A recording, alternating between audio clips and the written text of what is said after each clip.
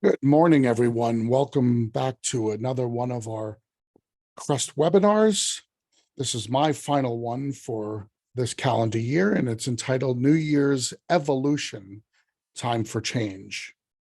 And I want to make sure that we understand that's not a Freudian slip or it's not a mistake. I understand that New Year's resolution is the term, but we're going to talk about the difference between a resolution and an evolution, and hopefully you'll understand how it relates to your business. When we think about a resolution, which most of us, if we don't do it anymore, we did it for many, many years in our life. When the new year comes around, it's always a good place on the calendar to set ourselves up for a change, to do something different. And we've resolved to do something better usually. But a resolution is really a promise to yourself.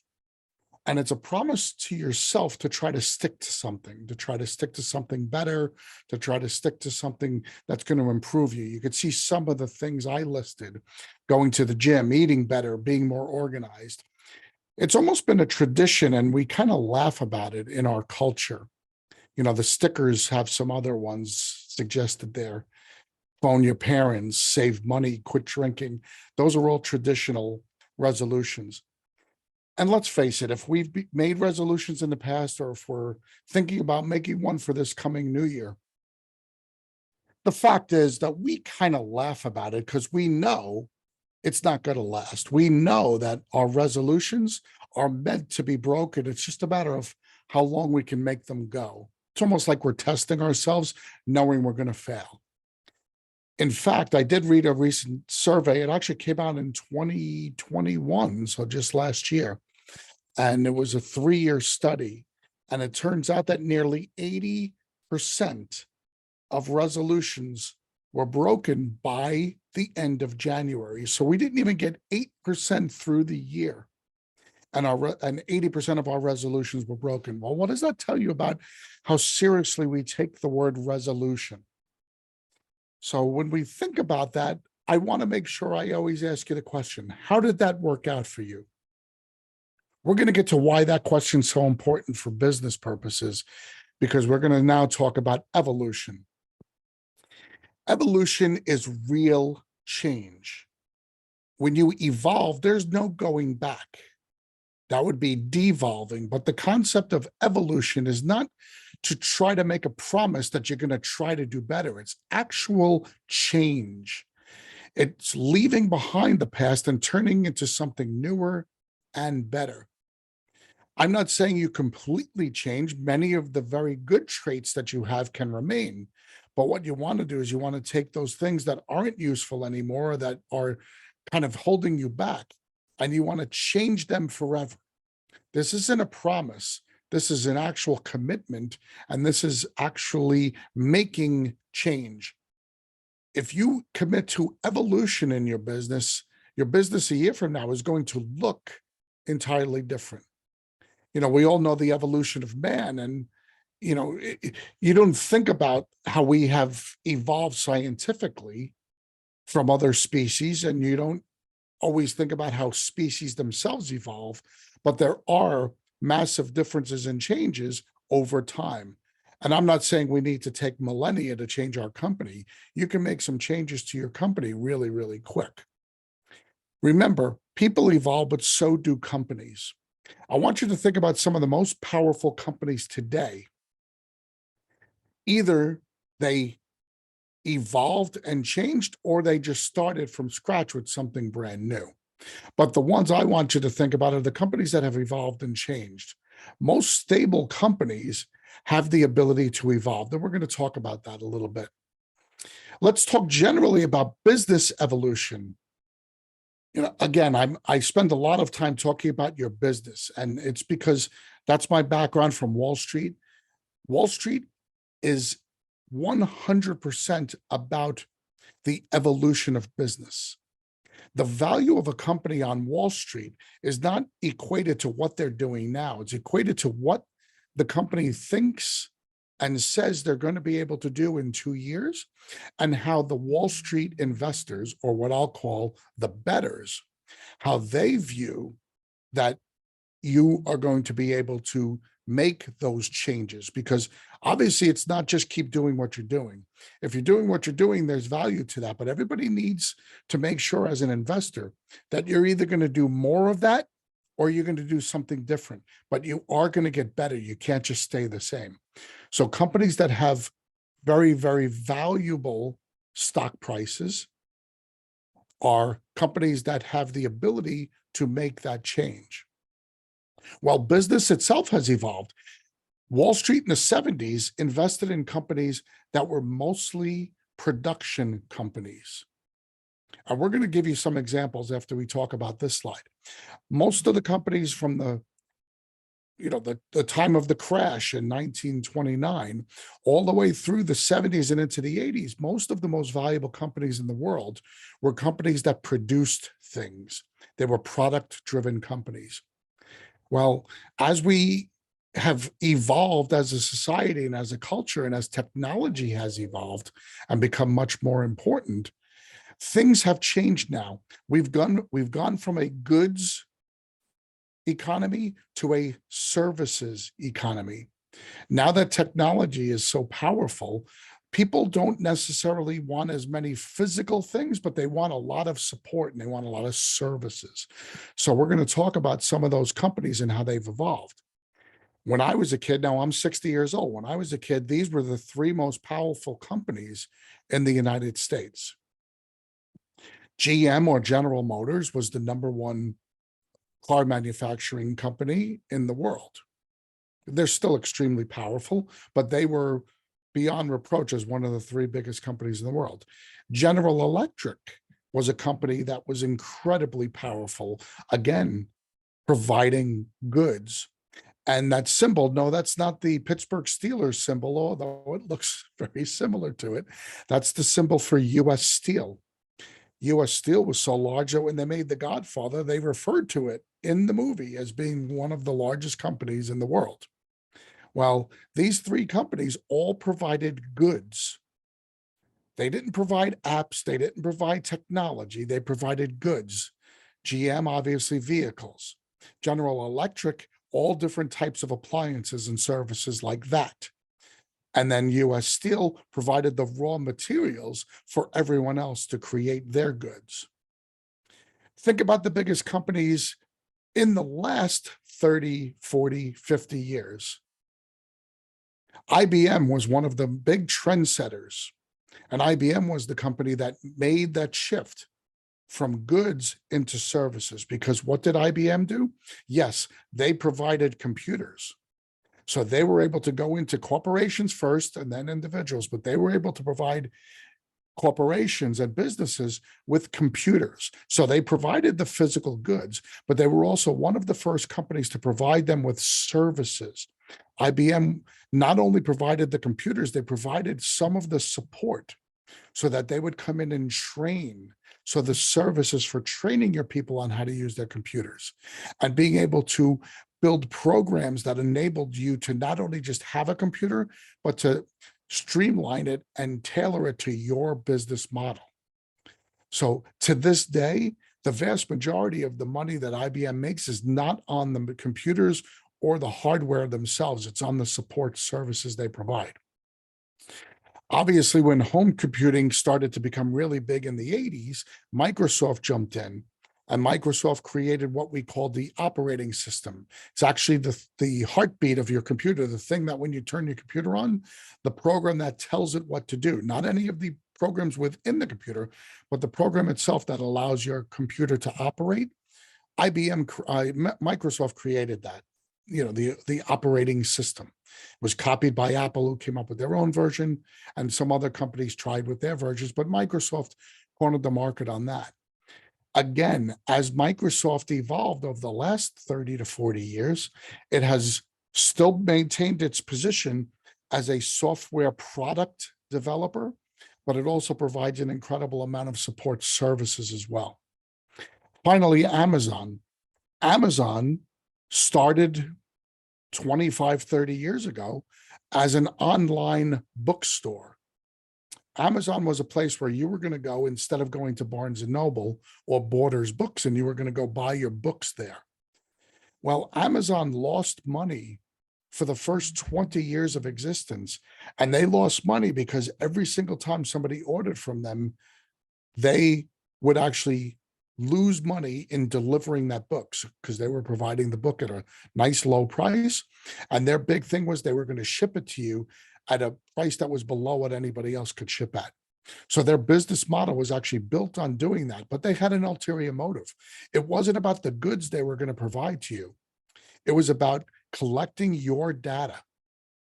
Right now, Amazon is the #1 data company in the world, and they make all their money, trillions of dollars, by selling the data that they collect on your buying habits to other companies. That's a service they provide now. Yes, I guess you could say it's also a good, but it's not the same way that the manufacturing, it's how they're collecting the data. So this is what I mean about the technology field has totally changed businesses. Okay, so we're seeing businesses now, GM and GE and US Steel are even still around, but their market is totally different. They're still huge companies, but they're not the behemoths and the leaders that we know Amazon, Microsoft, and IBM are. Those are the companies now that are at that top tier. Let's talk about a company that has evolved, because that's what you're going to ask me. Well, AT&T, for those of you who are not 50 and 60 years old, you probably don't even know what AT&T stands for. So I'm going to tell you. The initials stand for American Telephone and Telegraph. Anybody even know what a telegraph is today? Well, going back all those years, that's what AT&T provided.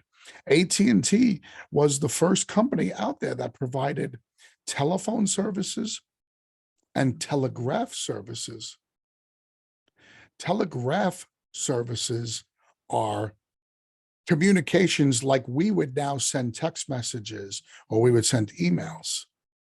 But the difference is telegraph was done with using telephone lines, and it was used by using digital signals, but it was the precursor to everything else we're doing. The funny thing about it is it lasted for a very long time. The amazing thing is that AT&T had that market corner rather for 40, 50 years. And then technology took away the need for a telegraph. Those of you who pick up your phone and send a message in real time, that never happened. Telegraphs and telegrams were things that had to be transmitted and took days. Obviously, the communication after World War II got a little better, and then it would take hours or it would be direct to the people. But things evolve.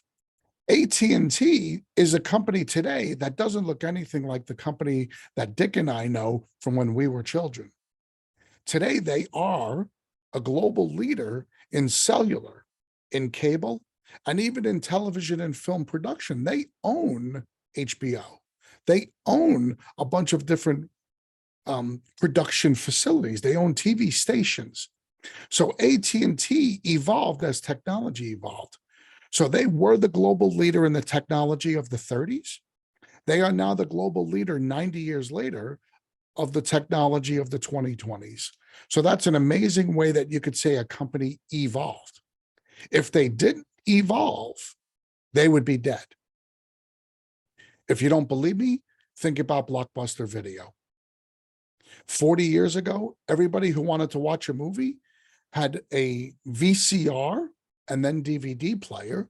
And that's how that was really the only way that we could watch movies, quote unquote, on demand, would be to go to a video store and rent a VCR copy or VHS copy of a movie.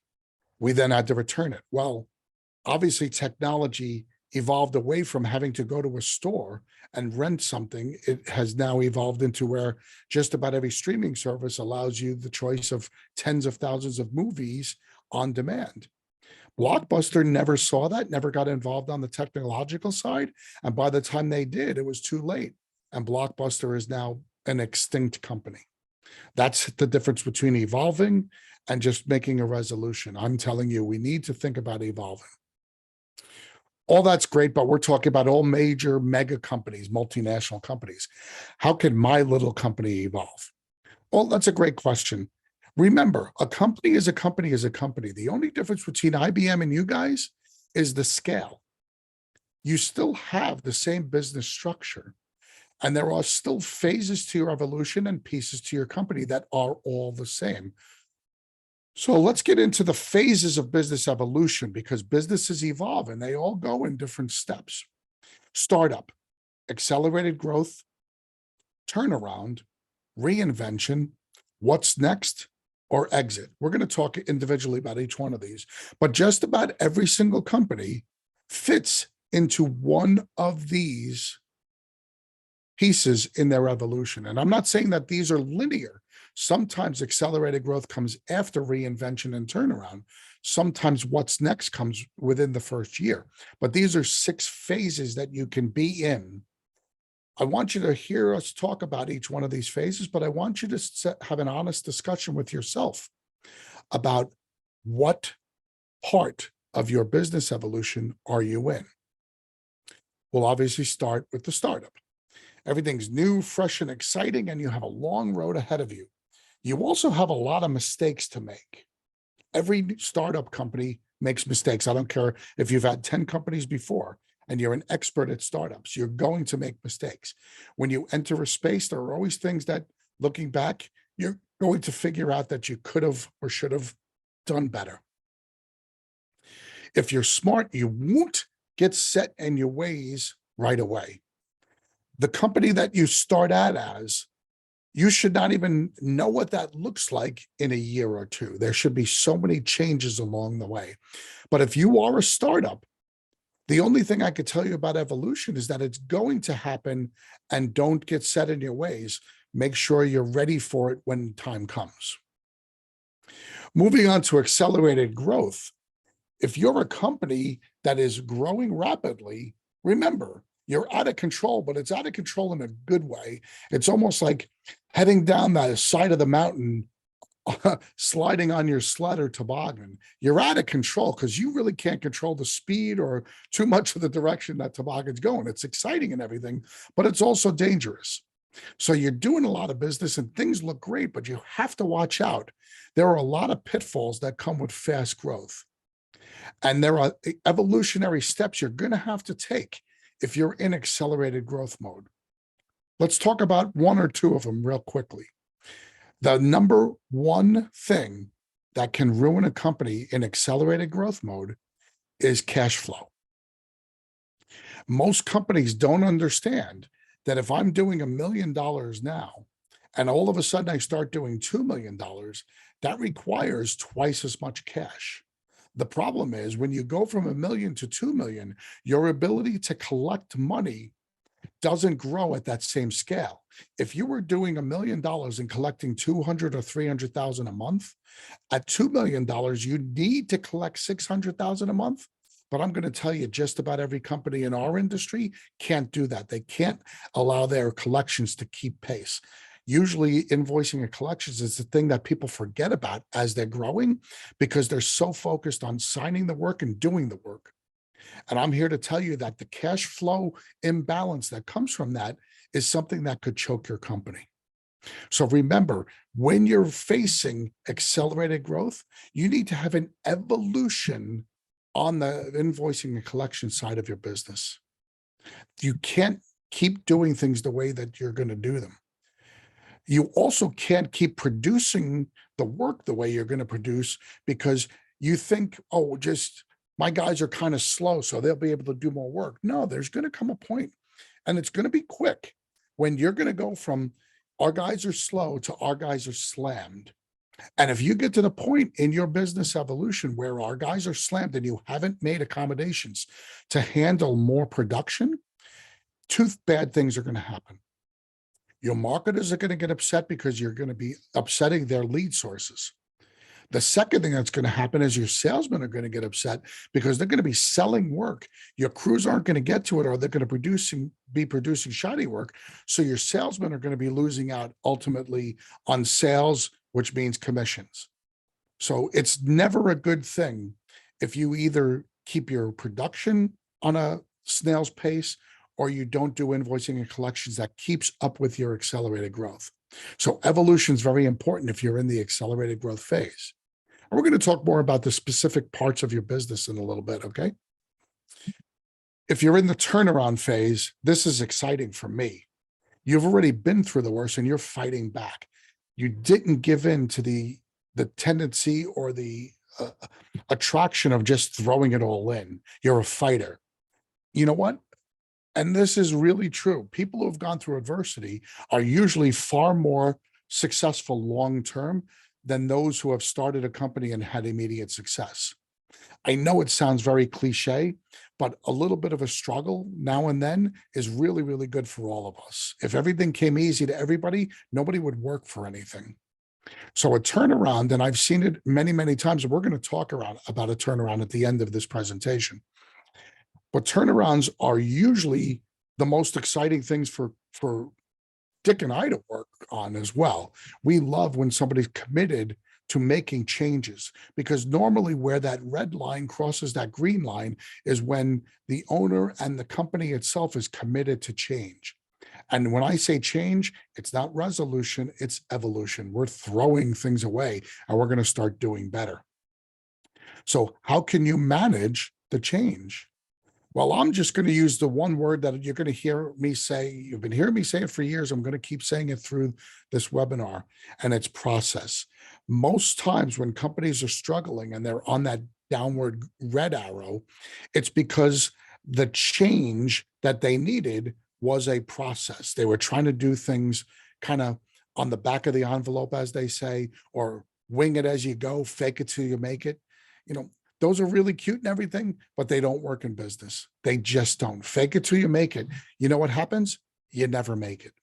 So faking it means you're not a serious businessman. I believe the most important thing is making sure that as a businessman, you have a plan, you have a process, you know where you're going. Now, does the process evolve? Absolutely. That's why we don't have a process set in stone. It's always capable of change. But that change is changing things that are not working and making them better while making sure the things that are really good stay with us. That's true evolution. Let's talk about reinvention. Your company might be okay, but no matter what, good or bad, whatever's happening is not working anymore, right? I'll give you an example. You're a company that has for years been a commercial restoration company. You focus mostly on commercial work. Well, I'm sure you realize that that's a very hit or miss. And maybe you're in a cycle where you're not getting the number of calls that you got last year, and yet you really geared up for a busy year. So now your business model is suffering. Well, maybe it's time to make a change on how we look at what should be the core part of our business. Maybe we need to start looking at residential water, or maybe we need to start looking at mold.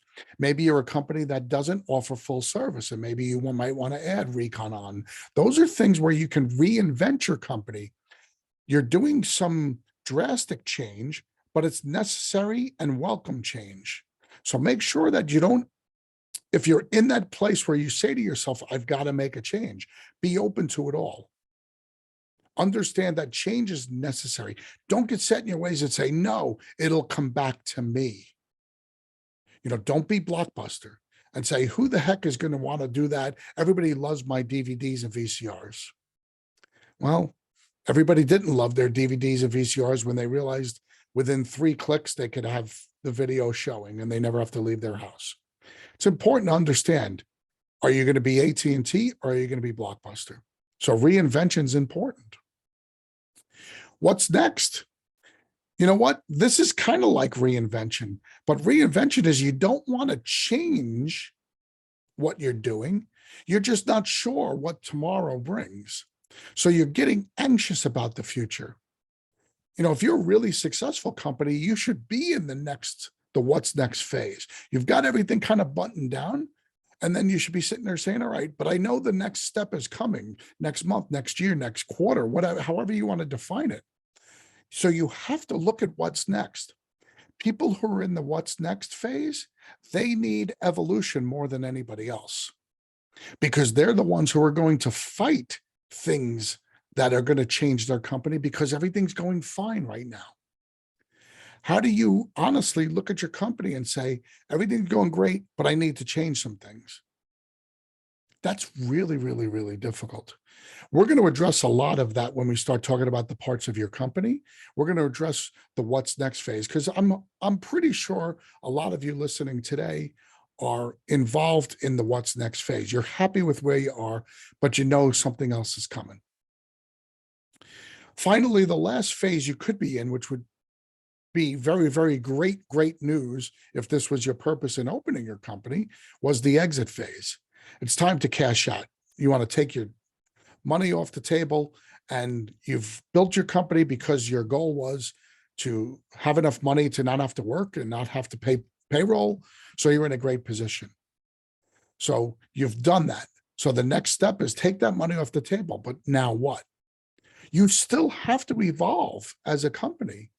Remember, if you're a person who you've gotten your company to that point, but you're heavily involved in the company, you've got to evolve that company one last time to make sure that it can still operate the same exact way without you being involved. Because if you are the value in that company, when they remove you, they remove the value. So evolution might be, well, I need to now start letting my general manager handle all the meetings instead of me being the voice. I might need to stop going out to every job to do the quote unquote quality control, which is, spying if you're the owner. You just want to make sure everybody's working hard. You might have to give that stuff up, because if you're doing that and that's the thing that's making everything tick, it's going to be a broken watch when you're removed. So let's, think about those kinds of things.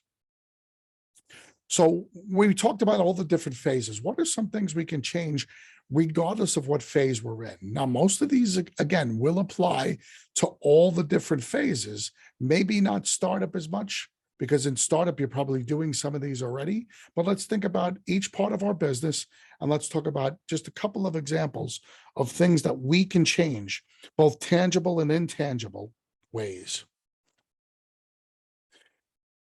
If marketing is something we want to focus on for evolution, let's just try something new. We're probably doing pretty good in some core spaces, but there's probably other areas that we can deliver business. So if you are a company that only does water, well, it might not be the worst thing in the world to get a couple of guys AMRT certified to get them certified for mold. Because many times, if you're marketing for water, the same people who can give you water leads can give you mold leads. Obviously plumbers, but there are other sources as well. You can start marketing to truck and a truck general contractors, handymen, because if they're in there and they're doing a renovation of a kitchen or a bathroom, there's a really good chance when they open a wall, they're going to find mold. If you're the kind of company that can go in there and get that cleaned up for them, yeah, it's not going to be insurance prices. You're not going to charge 30 grand for a one-room mold remediation. You're going to want to get in, get out, and get paid, and you're going to do it so that it's fair for the homeowner and fair for the referral party if it's on them. But these are the kinds of things that you can do to increase business. Think outside the box. And I hate that expression because I don't want you to be considering yourself in a box. Dick is the master at this, but when you're marketing, you should always be looking for new and different ways and new and different lead sources, but they have to match your business model. So again, part of your business model might have to change. I mentioned before, thinking about the concept of going from just a water damage mitigation company to being a full service company. Well, if you do that, you've opened up an entirely new revenue stream without having to market to anybody new. You're going to get those recon leads directly from your water leads. The only difference is on the marketing side now, you're going to use the fact that you are a full service company as an entirely new marketing approach. That's evolving your script from we're a specialty shop that only does water mitigation because you can't be a master at all. So we are the master at water. And that's a great marketing pitch if all you're doing is water. But now if you're a full service company, you're going to say, hey, if you're a plumber and you want to refer somebody, would you rather refer somebody who just does the water and then leaves your client and your referral source high and dry? Or would you rather refer us? Because we'll take care of them all the way through. And we're going to make sure that they are taken care of all the way until they're back in the home. You see the way both of them work depending on what your market is and depending on what your business model looks like. So from a marketing standpoint, I would call that an evolution of the script. That's something that you could work on. So always think about expanding your marketing in line with expanding your company offerings. In the sales side, you can have an entire evolution in how you approach sales. I work with companies, and we still work with companies today that approach sales as part of either marketing or part of production. Their marketer will also be their salesman, or they will send out a crew chief to do their sales, and they will just consider it the first step in the production process. Well, if you're one of those companies, a great way to evolve is to have a standalone salesman. Treat sales as its own entity. Chances are, if you're sending out a crew leader or you're sending out a marketer, you're probably closing between 50 and 65% of your leads. That's a standard that most companies that I've worked with over the last 13 years close at, half to 2/3. So if you're closing between 50 and 65% of your leads, I'm here to tell you that just by making a simple change to having a dedicated salesperson with a dedicated sales process, you can nearly guarantee, now this isn't a guarantee that I'm going to swear on, but you can improve your closing ratio from anywhere from 10 to 30%. Yes, I said 10 to 30%. I will give you an anecdote about a company we're going to talk about later. One of the companies I work with very, very closely was closing at about 61% using the crew leader and the crew chief model of closing.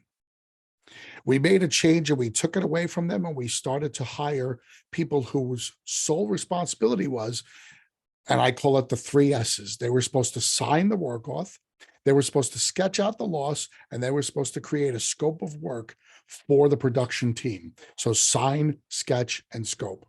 When we went to that model, we immediately jumped from 61% to 68%.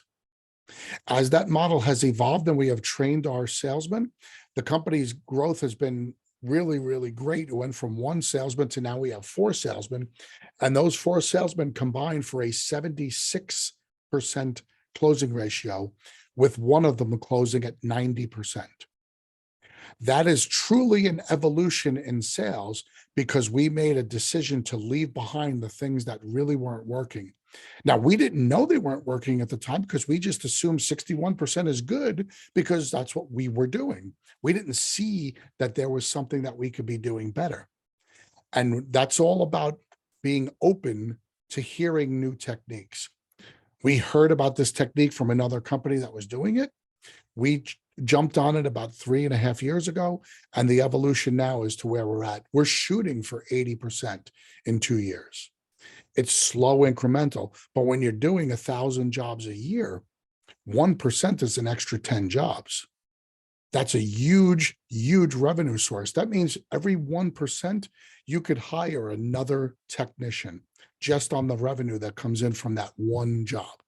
That's how important it gets when you're talking about scale. Production. I have a little quote here, always in all ways. We can always be changing production in every facet of it. How fast do we respond? How quickly can we get the scope of work translated into action? How capable are we with extraction, then moving right into demolition, then moving into cleaning, finally into setting the equipment? There are efficiencies we can build in. Some of those efficiencies come through training. Some of those efficiencies come through better equipment. Today's equipment is smaller, lighter, more powerful than the equipment of 10 years ago. If you're a company that has been around a while, you're probably still running 10-year-old equipment or older. That's great. That's equipment's been paid for 20, 30, 50 times over, and you're making good money on it. But just understand, you're sacrificing efficiency when you need 2 guys to carry a DU into the basement because it weighs 80 pounds and it's 4 feet tall, as opposed to today's suitcase they use that one guy can handle it and get it down there faster than two could get the other one down. I know that sounds minuscule, but we're talking about small steps that we can evolve. Obviously, air movers are a big difference today. You guys can have multiple air movers stacked on a dolly and move them in, especially these new axials or flat ones, that the radials that they have out there. Things like that. The techniques and the training, if you're a newer company and you haven't invested a lot of money into training, spend some time and money getting your guys trained to better techniques. Just putting up really good containment could be the difference between having a good job and a great job. But remember, there's no perfect production team. As great as your production teams might be doing, there's always room for improvement. Okay. Good can turn into better, better can turn into best. And we should never think we're at best, even though we are. We should always be looking for those incremental ways to change. Some of it could come down to how your trucks are set up, or what your process is the night before or the morning of going out. Do you guys make your crews get your truck set up the night before so that when they come in, they're just in and out right away? They have their coffee, they clock in, and they get their assignments and they're out. Or are they going to have to load those trucks up in the morning and create this inefficiency? All of those things. Believe it or not, on production, we have found in some of the companies we work on that just merely focusing our assignments and our dispatch geographically has cut down on driving time and wasted time for our crews. And we've gotten more production out of our companies from something as simple as that. So there's a lot of ways you can look at it, but just you have to open your mind up. What you're doing right now might be great, and you might be in that what's next phase. The what's next is what can we do better? And when I say think outside the box, I just mean try to think globally of things and ways to do better. The most important aspect of that is here in invoicing. It's the number one place that I said before, when companies are in aggressive growth, they sacrifice. Well, guess what? It's also the number one place that every single company thinks about last. If we bring in the work and we do the work, everybody's really excited. And even if we have invoiced the work but haven't collected the money, they're still excited because, wow, look how much work we did. And they think about that as the end. They think about that as the ego trip. And again, I don't want you guys to not feel great about growth or feel great about how much work you did. But if it's not in your pocket and it's not in your bank account, it's of no use to you yet. So we will spend a hell of a lot of money generating leads. A lead's not a job until all the other things happen. But if we spend a ton of money generating leads and we don't spend a ton of effort and money trying to collect on those leads that turned into jobs, that turned into invoices, then we've wasted all that money on the front end. We need to look at it kind of like both ends are the two sides of the same coin. Do I spend money on marketing or do I spend money on invoicing and collections? Well, without marketing, you don't have jobs, but without invoicing and collections, you don't have money to do anything else. So let's make sure we understand that. Right now, the work you're doing based on inflation and based on the marketplace and based on what it's costing you to keep your employees happy, the work you're doing is quote unquote worth more today than it was even a month ago. There's more value in it. You can charge more for it. Are you doing that? There's 100 ways to do that. I'm not going to advocate either way about your own price list versus Xactimate. I am going to advocate, though, that you make sure that you put a lot of effort into how you invoice, how quickly you invoice, and how aggressive you are in collections. Because this is the rule I'm going to tell you. And this has never changed in the last 13 years. It's actually getting worse. But for every week after you finish your job that you have to invoice, it'll take you additional month to a month and a half to collect. And right now, if you invoice on the day you pick up the equipment and get your COC signed, if you create your invoice that day, the average length of time you're going to take to collect is 45 days. That's a good process. So if I'm telling you that if you wait a week to invoice, it's now 3 months, And if you wait 2 weeks, it's now 5 months. That is a fact. No company in growth mode can survive going from a 45-day collection cycle to a 5-month collection cycle. They will go out of business in those 5 months.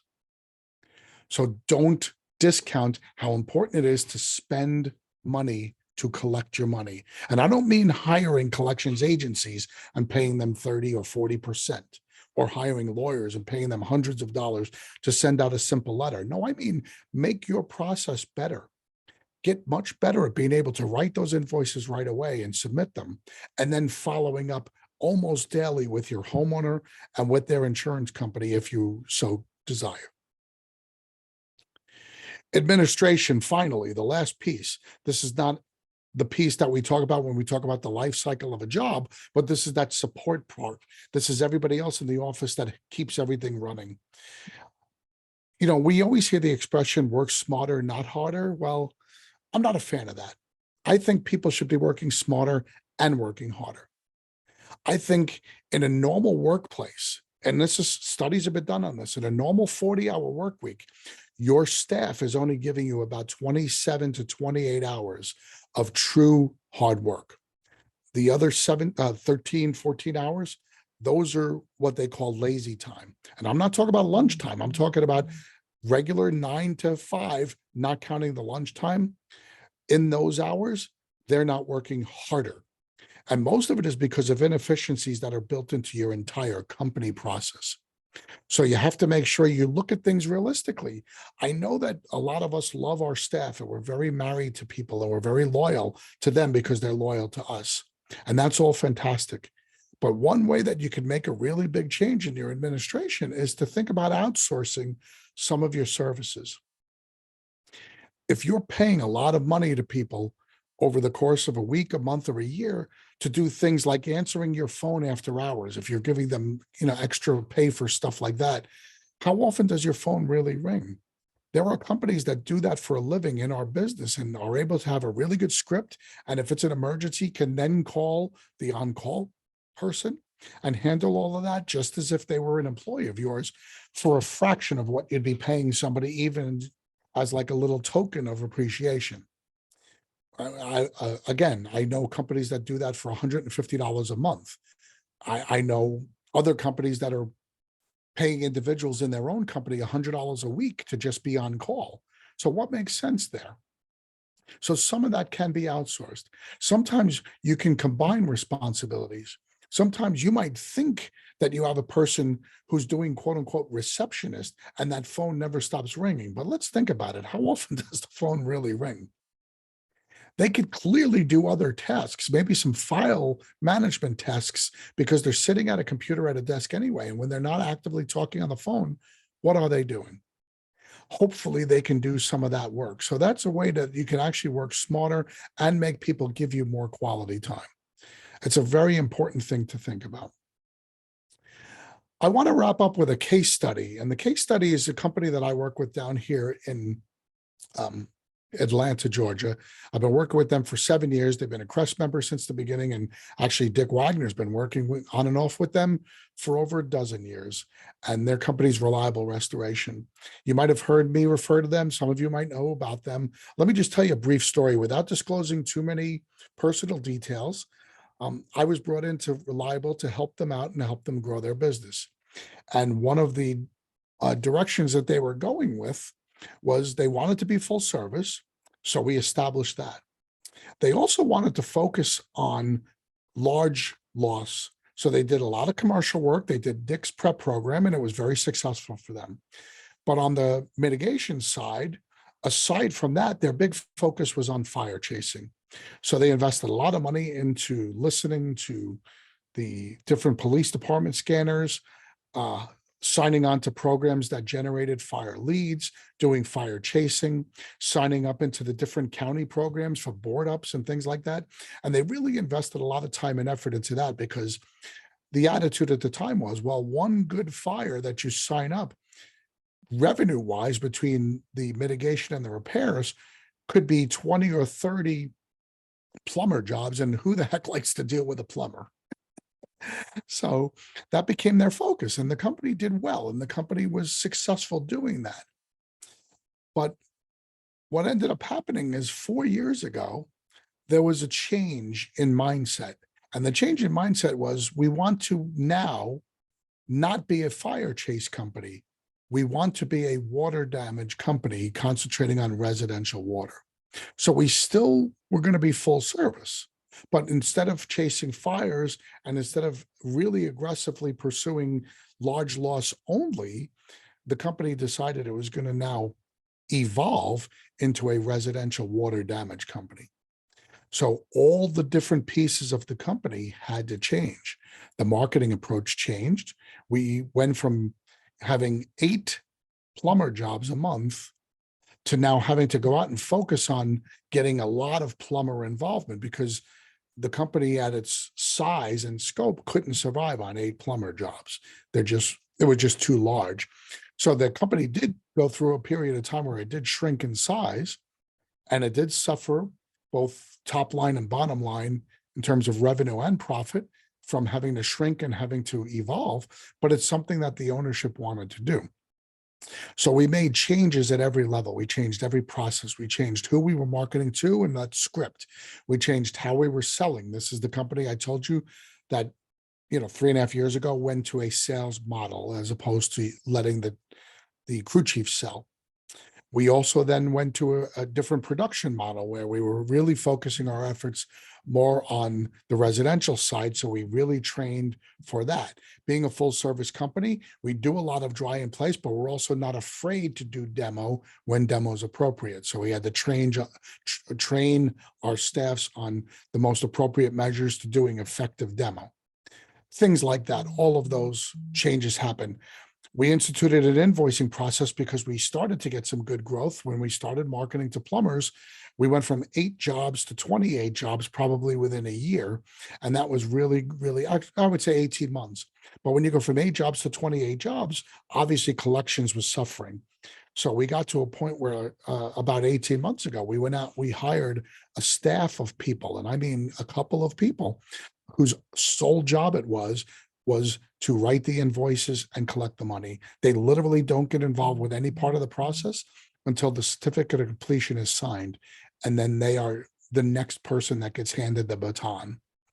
That has resulted in lowering our receivables time from 85 days to 51 days. And we're on the path a year and a half later to getting to that 45 days while the company has exploded. Let me just explain to you right now. I said to you, we went from 8 jobs to 28 jobs in about a year and a half. That was exponential growth. We had slow, steady growth to the end of last year. And at the end of last year, we were averaging about 45 jobs a month. This year, our goal was to get to an average of 60 jobs a month. And the great news for the company is that it has exploded to the point where for the year, it has averaged 70 jobs a month.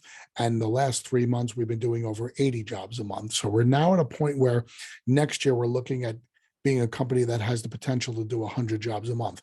That's, again, we're on another one of those aggressive growth slopes.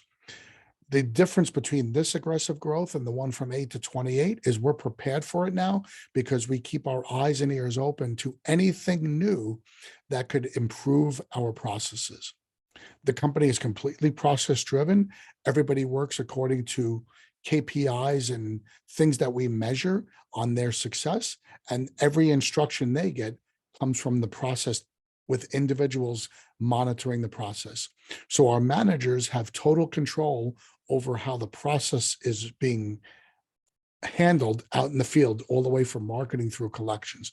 But nobody in the company is the quote unquote key person where, oh my God, they're in charge. It's not like that. We put the process in charge. That's what I mean about evolution. We had great people.